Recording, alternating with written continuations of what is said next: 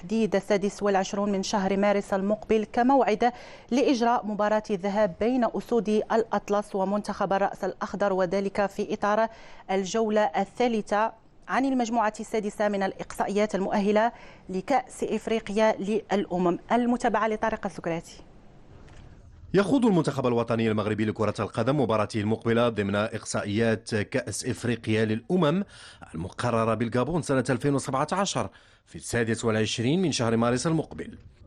المباراة الهامة عن المجموعة الثالثة ستحتضنها العاصمة برايا، ويتمكن الفائز فيها من تصدر المجموعة لكون منتخبي المغرب والرأس الأخضر يتقاسمان صدارة ب6 نقاط، فيما ستجرى مباراة المنتخبين بالمغرب يوم 29 من الشهر ذاته.